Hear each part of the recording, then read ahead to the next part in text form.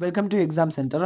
நாம இந்த ஒரு வீடியோல 10ஆம் வகுப்பு தமிழ் புத்தகத்துல இயல் 1ல 5வது பாடமா கற்கண்டுல கொடுத்திருக்கக்கூடிய சொல் அப்படிங்கிற இந்த பாடத்திற்கான ஒவ்வொரு வரியில இருக்கக்கூடிய முக்கியமான 1 மார்க் சார்ந்த அனைத்து வினாக்களையுமே பார்க்க போறோம். வாங்க வீடியோக்குள்ள போலாம். அது என்னங்கிறத பார்க்கறதுக்கு முன்னாடி நீங்க இன்னும் நம்ம சேனலை சப்ஸ்கிரைப் பண்ணலைன்னா உடனே சப்ஸ்கிரைப் பண்ணிக்கோங்க. இப்ப பாருங்க, சொல் அப்படிங்கிற பாடத்துல முதல் நம்மளுக்கு கொடுத்திருக்கக்கூடியது என்ன அப்படின்னு பாத்தீங்கன்னா, பூ மலர்ந்தது அப்படின்னு சொல்லிட்டு கொடுத்திருக்காங்க. 2வது வந்து பாத்தீங்கன்னா, மாடு புல் தின்றது அப்படின்னு சொல்லிட்டு இந்த ஒரு வாக்கியத்தை கொடுத்திருக்காங்க. இப்ப அடுத்து என்ன கொடுத்திருக்காங்க பாருங்க.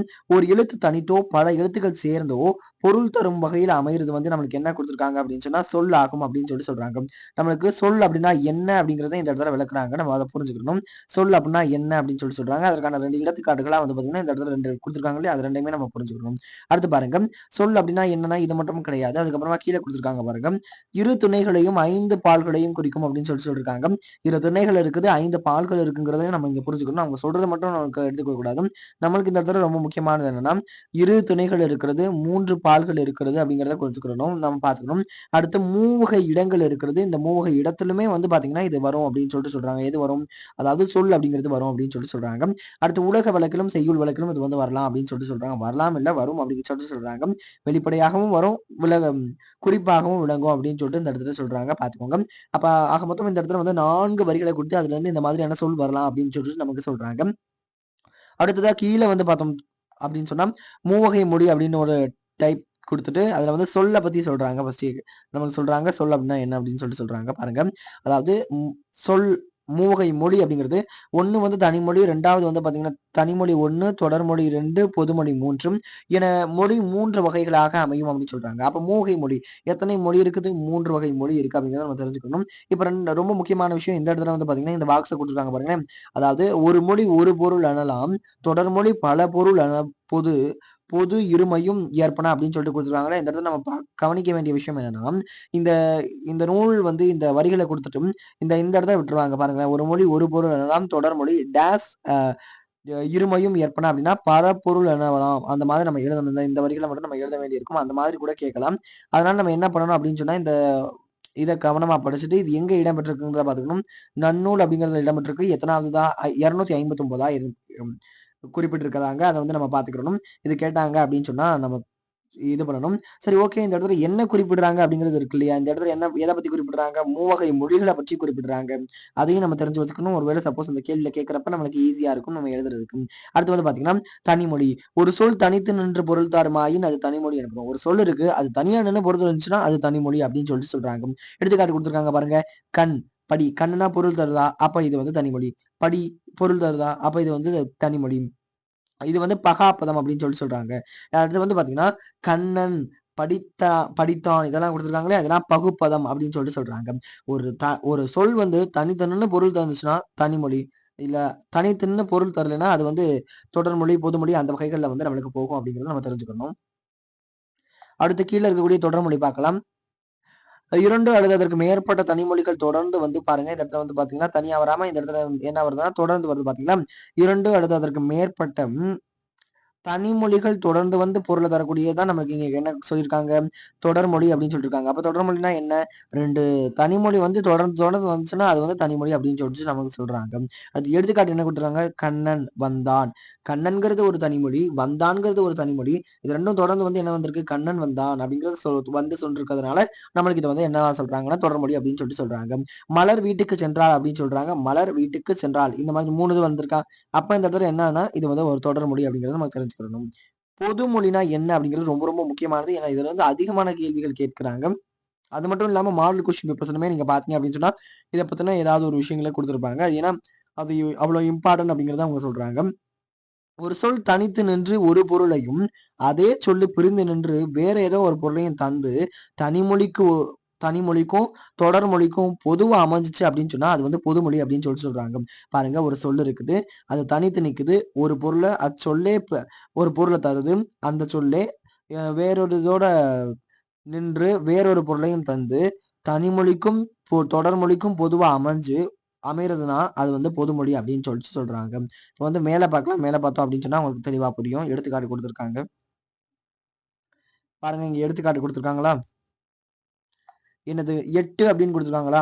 தனித்து நிற்கும்போது 8 என்ற எண்ணை குறிக்கிறது. தனித்து நின்றா அது எப்படி குறிக்குது? 8. அப்ப இது வந்து தனிமொழி. ஓகே. அடுத்து பார்க்குறோம். என் கூட்டல் து எனும் தொடர்மொழியாக பிரிந்து நின்று என்னை, உன் என பொருள். என் எள் தூ இருக்கா? எல் தூ அப்படின்னு எல் கூட்டல் தூ அப்படின்னு சொன்னா, என்னை உள், உன், எல்லை, உன் என பொருள் தருகின்றது. இவ்வாறு 8 அப்படின்னு அது வந்து தனிமொழிக்கு பொருள் தருது. எல் கூட்டல் தூ அப்படின்னு சொல்லிட்டு தொடர்மொழிக்கு பொருள் தருது. இந்த மாதிரி தனிமொழிக்கும் பொதுமொழிக்கும் பொதுவா பொருள் தருதுனால இதை வந்து நம்ம எப்படி சொல்றோம் அப்படின்னு சொன்னா பொதுமொழி அப்படின்னு சொல்றோம். அதை தான் சொல்லியிருப்பாங்க பாருங்க. அதே மாதிரி அடுத்து பாருங்க வேங்கை அப்படின்னு கொடுத்துருக்காங்க இல்லையா? தனி தனித்து இருக்கும்போது அது வந்து எப்படி வருதுன்னா வேங்கை அப்படிங்கிற மரத்தை குறிக்கிறது. ஒரு மரத்தை குறிக்கிறது. அடுத்து வேம் கூட்டல் கை எனும் தொடர்மொழியாக புரிந்து நின்று வேகின்ற கை என பொருளை தருது அப்படின்னு சொல்லிட்டு சொல்றாங்க. இங்க நம்ம புரிஞ்சுக்கிற வேண்டியது என்னன்னா இந்த வேங்கை அப்படிங்கிற பொறுமையை எப்படி பிரிக்கலாம் அப்படின்னு சொன்னா வேம் கூட்டல் கை பிரிக்கலாம் அப்படிங்கறத தெரிஞ்சு வச்சுக்கணும். ஏன்னா அதுல கேள்வி கேட்பாங்க. 8ங்கிறத எப்படி பிரிக்கலாம் அப்படின்னு கேட்டா ஏல் கூட்டல் தூ அப்படிங்கிறது பிரிக்க தெரியணும். ஏன்னா அதுல இருந்து கேள்வி கேட்பாங்க. பிரித்தெழுதுக அந்த மாதிரியான கேள்வி கேட்கலாம். இல்லைன்னா எப்படி பிரிக்கலாம் அந்த மாதிரியான கேட்பாங்க. பல குழப்பறதுக்கான ஆப்ஷன்ஸ் கொடுப்பாங்க. அதுல இருந்து சரியானதை தேர்ந்தெடுக்கிறதுக்கு நாம இதை கண்டிப்பா படிச்சு வச்சுக்கிறது நல்லது. அதுதான் நம்மளுக்கு வந்து ஒரு சரியான வெற்றியை தருங்கிறத நம்ம புரிஞ்சுக்கணும். அடுத்து பாருங்க தொழில் பெயர்களை வந்து கொடுத்திருக்கிறாங்க. ஒரு வினை அல்லது ஒரு செயலை குறிக்கும் பெயரானது தொழில் பெயர் எனப்படும். இது எண், இடம், காலம், பால் ஆகியவற்றை குறிப்பாகவோ வெளிப்படையாகவோ உணர்த்தாமல் வரும் அப்படின்னு சொல்லிட்டு சொல்லிருக்காங்க. எடுத்துக்காட்டு ஈதல், நடத்தல் அப்படின்னு சொல்லிட்டு சொல்லிருக்காங்க பாத்துங்க.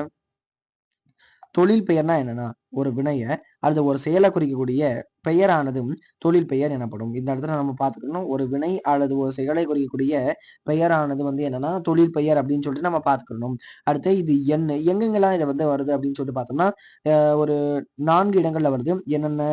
எண்ணு, இடம், அடுத்து வந்து காலம், பால் இந்த இடங்கள்லாம் அது வந்து வருது. இப்போ வந்து சரி ஓகே இந்த இடங்கள்லாம் வருது. வர்றப்ப நேரடியா வருதா அப்படின்னு பார்த்தோம்னா கிடையாது. குறிப்பாவும் வரும், வெளிப்படையாவும் வரும். அதோடைய அந்த சூழலுக்கு ஏற்ற மாதிரி வரும். அதுதான் வந்து பார்த்தீங்கன்னா தொழில் பெயர்கள் அப்படின்னு சொல்லிட்டு வருது. பார்த்தீங்கன்னா இங்க கொடுத்துருக்காங்க பாருங்க. ஈதல் கொடுத்துருக்காங்க, நடத்தல் கொடுத்துருக்காங்க. இது 2மே தொழில் பெயர் அப்படிங்கிறத நீங்க நல்லா தெரிஞ்சு வச்சுக்கணும். தொழில் பெயர்னா என்னன்னு புரிஞ்சா நம்ம ஈஸியா முடியும் புரிஞ்சுக்கலாம். இந்த இடத்துல பெரும்பாலும் தொழில் பெயர்கள் எல்லாமே அல்லு, தள்ளு இந்த மாதிரியான விஷயங்களை கொண்டு முடியும். இப்ப நீங்க இங்க இருக்கிறதுல பார்த்தீங்கன்னா கூட உங்களுக்கு தெரியும் தள், அல்லு இருக்கு. அது ஈதல், நடத்தல் இது இருக்கு. அப்பனா இது வந்து ஈஸியா தொழில் பெயர் அப்படிங்கிறத நம்ம சொல்லிக்கிற முடியும். அடுத்து வந்து பார்த்தீங்கன்னா வினை பெற்ற தொழில் பெயர்கள், விகுதி பெற்ற தொழில் பெயர்கள் அப்படின்னு சொல்லியிருக்காங்க இல்லையா? அது பார்க்கலாம். விகுதி பெற்ற தொழில் பெயர்கள்லாம் வினையடியுடன் விகுதி சேர்வதனால உருவாகக்கூடிய தொழில் பெயர் விகுதி பெற்ற தொழில் பெயர். ஒரு வினை அடி இருக்கு. அதோட விகுதி சேர்றதுனால உருவாகக்கூடிய தொழில் பெயர் என்ன அப்படின்னு சொன்னா விகுதி பெற்ற தொழில் பெயர் அப்படின்னு சொல்லிட்டு நமக்கு சொல்றாங்க. வினையடி இருக்கு. அடுத்த பாக்ஸை பாருங்க. இந்த பாக்ஸை பாருங்க. வினையடி இருக்கு, விகுதி இருக்கு, தொழில் பெயர் இருக்கு. நட நட அப்படிங்கிற வினையடியோட தள் அப்படிங்கிற விகுதி சேர்ந்து நம்மளுக்கு என்னவா மாறுது? தொழில் பெயர் நடத்தல். இந்த நடங்கிற வினையடியோட தள்ளுங்கிற விகுதி சேர்ந்து நடத்தல் அப்படின்னு சொல்லிட்டு மாறுது அப்படின்னு நமக்கு சொல்றாங்க. அடுத்து பாருங்க. வாள் அப்படிங்கிறது ஒரு வினையடி. ஆள் அப்படிங்கிறது ஒரு வினையடி. இந்த வாளுடைய விகுதி கை வந்து சேர்ந்து நம்மளுக்கு என்னவாகுது அப்படின்னு சொன்னா வாழ்க்கை அப்படின்னு சொல்லிட்டு மாறுது. ஆள் அப்படிங்கிறது ஒரு வினையடி. அதோட விகுதி அதாவது அல் அப்படிங்கிற விகுதி சேர்ந்து ஆளல் அப்படின்னு சொல்லிட்டு நம்மளுக்கு தொழில் பெயரா மாறுது அப்படிங்கறத நம்ம இங்க கொடுத்துருக்காங்க. அப்ப இங்க கொடுத்துருக்கக்கூடிய எல்லா விஷயங்களுமே நம்ம தெளிவா பார்த்துட்டோம் அப்படின்னு சொன்னா நமக்கு ஈஸியா எழுத முடியும். பாருங்க ஃபார் எக்ஸாம்பிள் நடத்தல், வாழ்க்கை, ஆளல் அப்படின்னு சொல்லிட்டு வேற ஏதோ ஒண்ணு கொடுத்து இதை கண்டுபிடி அப்படின்னு சொன்னாங்கன்னா நம்ம ஈஸியா கண்டுபிடிச்சா அதுக்காக இதை படிச்சு வச்சுட்டோம் அப்படின்னா போதுமானதா இருக்கும் அப்படிங்கிறத நான் சொல்லிக்கிறேன். அடுத்து பாருங்க. ஒரு வினையடி பல விகுதிகளை ஏற்கும். ஒரு வினையடி வந்து பல விகுதிகளை ஏற்கும். இது வந்து நமக்கு சொல்லியிருக்கக்கூடியது. நம்ம இந்த கவனமா எடுத்துக்கணும். பாருங்க. ஒரு வினையடி வந்து பல விகுதிகளை ஏற்கும் அப்படிங்கறத நம்ம ஞாபகம் வச்சுக்கணும். எடுத்துக்காட்டு நடை என்பது வினையடி. நடை, நடத்தல் அப்படிங்கிறதுலாம் நமக்கு நடங்கிறது வந்து ஒரு வினையடி. ஓகே. நடங்கிறது நம்ம இந்த இடத்துல பார்த்தோம் வினையடி. நடை, நடத்தல் இது எல்லாமே வந்து பாத்தீங்கன்னா பல விகுதிகளையும் ஏற்கும் அப்படிங்கிறதுக்கான எடுத்துக்காட்டுகளை நமக்கு கொடுத்துருக்காங்க. எதிர்மறை தொழில் பெயர்னா என்ன? எதிர்மறை பொருள்ல வரக்கூடியது எதிர்மறை தொழில் பெயர் அப்படின்னு சொல்லப்படுது. அப்ப எதிர்மறை பொருள்னா நடக்கிறது, நடக்காம இருக்கிறது, சொல்றது, சொல்லாம இருக்கிறது, அப்ப கொல்றது, கொல்லாம இருக்கிறது அந்த மாதிரியான விஷயங்கள் வரும். எடுத்துக்காட்டு நடத்தல், நடவாமை, கொல்லல், கொல்லாமை, சொல்லுதல், சொல்லாமை, பேசுதல், பேசாமை அந்த மாதிரி ஒரு சில விஷயங்கள்லாம் வரும். அதுல பார்க்கையில நம்மளுக்கு எடுத்துக்காட்டா கொடுக்கக்கூடியது நடவாமை மற்றும் கொல்லாமை அப்படிங்கிறது கொடுத்துருக்காங்க. இப்ப இந்த இடத்துல நான் உங்களுக்கு சொல்லித் தரேன். இந்த இடத்துல வந்து ஒரு வேர்ச்சொல் அப்படிங்கிற ஒரு முக்கியமான கான்செப்ட் இருக்கு. அப்படி பார்க்கறப்ப நமக்கு என்ன வரும்னா அதுல இருக்கு பாத்தீங்களா? நட, கொல் இந்த மாதிரி கட்டளை சொல்ல வரக்கூடியது ஒரு வீடியோல கூட ஏற்கனவே சொல்லியிருக்கேன். ஒரு வினாத்தாள் போட்டிருந்தேன் திறனாய்வு தேர்வுக்காக. அதுல கூட உங்களுக்கு சொல்லியிருந்தேன். அதாவது கட்டளை சொல் தான் வரணும். எப்பயுமே வேர்ச்சொல் இந்த வேர்ச்சொல் அப்படிங்கிறது கேட்டாங்கன்னா நீங்க என்ன போடணும் அப்படின்னு சொன்னா நட போடணும் இந்த இடத்துல. அதுக்கப்புறமா அடுத்ததுல இருக்கிறதுல வந்து கொள் அப்படின்னு போடணும். இந்த மாதிரியான விஷயங்கள் தான் இந்த இடத்துல போட முடியும். ஏன் அப்படின்னு சொன்னா, வேர் சொல் அப்படிங்கிறது பகுபத உறுப்பினத்துல இருக்கக்கூடிய பகுதிங்கிறது, இது எல்லாமே வந்து நம்மளுக்கு எப்படி இருக்கும்னா, கட்டளை சொல்லா தான் இருக்கும். கட்டாயமா அது எல்லாத்தையுமே ஏவுறது மாதிரியா தான் நம்ம போடணும். அதுதான் சரியான முறையா இருக்கும் அப்படிங்கிறத தெரிஞ்சுக்கோங்க. அப்பதான் நம்மளால சரியான மார்க் எடுக்க முடியுங்கிறதையும் புரிஞ்சுக்கோங்க. அடுத்து பாருங்க, முதல்நிலை தொழில் பெயர்கள் அப்படின்னு சொல்லிட்டு நம்மளுக்கு குடுத்துருக்காங்க. பாருங்க, விகுதி பெறாமல் வினை பகுதியே என்னன்னா, தொழில் பெயராதல் வந்து முதல்நிலை தொழில் பெயர் ஆகும் அப்படின்னு சொல்லி குடுத்துருக்காங்க. அதாவது எடுத்துக்காட்டு வந்து பார்த்தீங்கன்னா, தட்டு, உரை, அடி அப்படின்னு சொல்லிட்டு குடுத்துருக்காங்க. இது 3மே வந்து பார்த்தீங்கன்னா, முதல்நிலை தொழில் பெயர்கள் அப்படிங்கிறதுக்கு எடுத்துக்காட்டா குடுத்துருக்காங்க. இச்சொற்கள் முறையே தட்டுதல், உரைத்தல், அடித்தல் என்றும் பொருள்படும் போது முதல்நிலை தொழில் பெயர்கள் ஆகின அப்படின்னு சொல்லிட்டு குடுத்துருக்காங்க. அத நம்ம புரிஞ்சுக்கணும். இந்த 3 சொற்கள் முறையே தட்டுனா தட்டுதல், உரைனா உரைத்தல், அடினா அடித்தல் அப்படின்னு நம்ம புரிஞ்சுக்கிறோம். என்ற பொருள்படும் போது முதல்நிலை தொழில் பெயர்கள் ஆகின அப்படின்னு சொல்லிட்டு வினை பெறாமல் வினை பகுதியும் தொழில் பெயராதல் முதல்நிலை தொழில் பெயராகும் அப்படின்னு சொல்லிட்டு சொல்லிருக்காங்க. அத நம்ம புரிஞ்சுக்கணும். அடுத்து முதல்நிலை தெரிந்த தொழில் பெயர், அதாவது விகுதி பெறாமல் முதல்நிலை தெரிந்த வரும் தொழில் பெயர் வந்து முதல்நிலை தெரிந்த தொழில் பெயர் ரொம்ப ரொம்ப ஈஸியானதா கொடுத்துருக்காங்க பாருங்க. விகுதி பெறாமல் முதல்நிலை தெரிந்து வரக்கூடிய தொழில் பெயர் முதல்நிலை தெரிந்த பெயர், அவ்வளவுதான் நமக்கு புரிஞ்சுக்கிற வேண்டியது இது இவ்வளவுதான் இருக்கும். அடுத்து பாருங்க, எடுத்துக்காட்டு கொடுத்துருக்காங்க. அதுக்கு பேரு அப்படின்னு சொல்லிட்டு கொடுத்துருக்காங்களா, இத வந்து என்ன சொல்லியிருக்காங்க நம்மளுக்கு பாருங்க. முதல்நிலை தெரிந்த தொழில் பெயருக்கு என்ன சொல்றாங்க? விகுதி பெறக்கூடாது. முதல்நிலை தெரிந்து வரும் தொழில் பெயர்கள் முதல்நிலை தெரிந்த பெயர்கள். அப்ப பாருங்க, இது தொழில் பெயர்ல என்ன குடுத்துருக்காங்க? கெடுதல் குடுத்துருக்காங்க. முதல்நிலை என்ன குடுத்துருக்காங்க? கெடு குடுத்துருக்காங்களா? முதல்நிலை தொழிந்த ம் திரிந்த தொழில் பெயர் எப்படி வந்திருக்கு? கெடுதல், கெடு, கேடு அப்படின்னு வந்திருக்கா? முதல்நிலைங்கிறது வந்து வேர் சொல் மாதிரி கெடு அப்படிங்கிறது வரும். முதல்நிலை திரிந்த தொழில் பெயர் வந்து கேடு அப்படிங்கிறது வரும். அடுத்து சுடுதல் அப்படின்னு சொல்லிட்டு குடுத்துருக்காங்க. அதுல வந்து முதல்நிலை வந்து சுடு அப்படின்னு வருது. ஆனா முதல்நிலை தெரிந்த தொழில் பெயர் நம்மளுக்கு என்ன வருது? சூடு அப்படின்னு சொல்லிட்டு வருதா? இதுதான் வந்து பாத்தீங்கன்னா முதல்நிலை திரிந்த தொழில் பெயர் அப்படிங்கிறத நம்ம புரிஞ்சுக்கணும். இப்ப இந்த பக்கம் வாங்க. வினையால் அணையும் பெயர் அப்படின்னு சொல்லிட்டு ஒண்ணு குடுத்துருக்காங்களே, அத பத்தி பார்க்கலாம் இப்ப. வினையால் அணையும் பெயர்னா, ஒரு வினைமுற்று இருக்குது. பெயருடைய தன்மையை அடைந்து வேற்றுமை உருபு ஏற்றும் ஏற்காமலும் வேறொரு பயனிலையை கொண்டு முடிவது வினையால் அணையும் பெயர் எனப்படும். அது தன்மை, முன்னிலை, படர்க்கை ஆகிய 3 இடங்களையும் 3 காலங்களையும் வரும் அப்படின்னு சொல்லிட்டு சொல்றாங்க. பாருங்க, ஒரு வினைமுற்று இருக்கு. பெயருடைய தன்மையை அடைஞ்சிருச்சு. வேற்றுமை உருபு ஏற்றும் ஏற்காமலும் வேறொரு பயனிலையை கொண்டு முடியுது. வினையால் அணையும் பெயர் அப்படிங்கிறது எனப்படும். இத வந்து முடிகிறது வந்து வினையால் அணையும் பெயர் அப்படின்னு சொல்லிட்டு நம்மளுக்கு சொல்றாங்க. இந்த இடத்துல சொல்லியிருக்காங்க பாருங்க. அடுத்து என்னது? அது தன்மை, முன்னிலை, படர்க்கை அப்படிங்கிற இந்த 3 இடங்கள்லயுமே வரும் அப்படிங்கிறத நம்மளுக்கு சொல்றாங்க. தன்மையில சொல்லுவாங்க, முன்னிலையில சொல்லுவாங்க, படர்க்கையில சொல்லுவாங்க. அந்த 3 இடங்கள்லயுமே அத சொல்லுவாங்கங்கிறத நம்ம புரிஞ்சுக்கணும். அடுத்து 3 காலங்களும் வருங்கிறத சொல்லியிருக்காங்க. இந்த பெரும்பாலும் இந்த வினையால் அணை வந்து தந்தவர், வந்தவர், சென்றவர் இது எல்லாமே வினையால் அணையும் பெயர். அவர், இவர் அந்த மாதிரி ஒருத்தர் செய்யக்கூடிய ஒரு செயலை செய்யக்கூடியவரை சொல்லக்கூடியது தான் இந்த வினையால் அணையும் பெயர் அப்படிங்கிறத புரிஞ்சுக்கணும். அதனாலதான் வினையால் அணையும் பெயர்னே சொல்லியிருக்காங்க. தொழில் பெயருக்கும் வினையால் அணையும் பெயருக்கும் உள்ள வேறுபாடு என்னன்னு குடுத்துருக்காங்க. பாருங்க, ரொம்பவே சுலபமா குடுத்துருக்காங்க. அத நம்ம புரிஞ்சுக்கணும். தொழில் பெயர் இந்த பக்கம் குடுத்துருக்காங்க. வினையால் அணையும் பெயர இந்த பக்கம் குடுத்துருக்காங்க. பாருங்க, வினை பெயர் தன்மையாகி வினையை உணர்த்தி நிற்கும். தொழிலை செய்யும் கர்த்தாவை குறிக்கும் அப்படின்னு சொல்லியிருக்காங்க. வினை பெயர் தன்மையாகி வினையை உயர்த்தி நிற்கும். தொழிலை செய்யும் கர்த்தாவை குறிக்கும். காலம் காட்டாது. இது காலமே காட்டாது தொழில் பெயர். இது காலம் காட்டும். இது இது எப்படிப்பட்டது அப்படின்னு சொன்னா, அ படர்க்கைக்கு உரியது அப்படின்னு சொல்லிட்டு சொல்லப்படுது. அதாவது தொழில் பெயர் படர்க்கை உடையது. இது 3 இடங்களுக்கும் உரியது. நம்ம வினையால் அணையும் பெயர் அப்படிங்கிறத நம்ம புரிஞ்சுக்கணும். அடுத்து வந்து பார்த்தீங்கன்னா, எடுத்துக்காட்டுக்கும் பாடுதல், படித்தல் அப்படின்னு இங்க குடுத்துருக்காங்க. இங்க வந்து பாடியவர், படித்தவர் அப்படின்னு சொல்லிட்டு குடுத்துருக்காங்க. இது எல்லாமே வந்து வினையால் அணையும் பெயர். இந்த பக்கம் குடுத்துருக்கக்கூடிய பாடுதல், படித்தல் அப்படிங்கிறது எல்லாமே வந்து தொழில் பெயர்கள். இந்த மாரி அல்லல் அப்படி வருது. அது எல்லாமே வந்து தொழில் பெயர்கள் அப்படின்னு சொல்லிட்டு குடுத்துருக்கணும். அடுத்து பார்த்தீங்கன்னா, கற்பவை கற்ற பின்ல உங்களுக்கு வந்து நெறைய விஷயங்கள குடுத்துருக்காங்க. இப்ப என்னன்னா, முதல்ல வந்து சொற்களை சேர்த்து தொடர்மொழி ஆக்குக அப்படின்னு சொல்லிட்டு குடுத்துருக்காங்க. இந்த சொற்கள் எல்லாம் நீங்க சேர்த்து வந்து நம்ம தொடர்மொழி ஆக்கணும். அத வந்து நீங்க செஞ்சு பாருங்க. இதுல அவ்வளவா இம்பார்ட்டன்ட் கிடையாதுனால நான் இந்த இடத்துல விட்டுர்றேன். அடுத்து பாருங்க, வினை அடியை விகுதிகளுடன் இணைத்து தொழில் பெயர்களை உருவாக்குக. கான், சிரி, படி, கடி இந்த மாதிரி குடுத்துருக்காங்க. தடு அப்படின்னு சொல்லிட்டு குடுத்துருக்காங்களா? இது எல்லாத்தையுமே நம்ம என்ன செய்யணும்னா, இணைத்து தொழில் பெயர்கள உருவாக்கணும். அதாவது விகுதிகளுடன் இணைத்தும். எடுத்துக்காட்டு காட்சி, காணுதல், காணல், காணாமை. கான் தான் இருக்கு. அத வந்து அவங்க காட்சி மாத்திருக்காங்க, காணுதல்னு மாத்திருக்காங்க, காணல்னு மாத்திருக்காங்க, காணாமை இந்த மாதிரி பல்வேறு விதங்கள்ல மாத்திருக்காங்க. அத நம்ம புரிஞ்சுக்கணும். அடுத்து 3 தனிமொழி, தொடர்மொழி ஆகியவற்றைக் கொண்டு உரையாடலை தொடர்க அப்படின்னு சொல்லிட்டு குடுத்துருக்காங்க.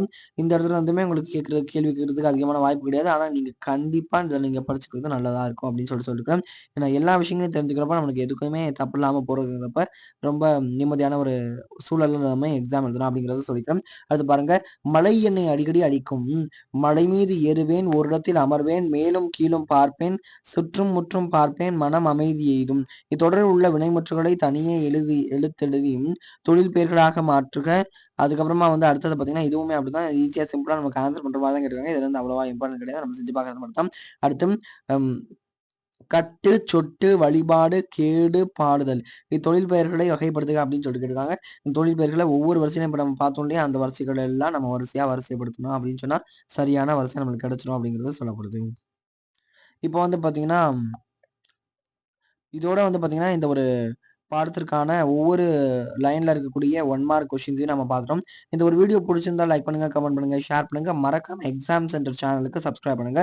தொடர்ந்து இதே மாதிரியே டிடிஎஸ்சி, டிஎன்பிஎஸ்சி, கவர்மெண்ட் எக்ஸாம் எல்லாத்துக்குமான முக்கியமான வினாக்கள், இந்த புக்ல இருக்கக்கூடிய வினாக்கள் இது எல்லாத்தையுமே பார்க்கலாம்.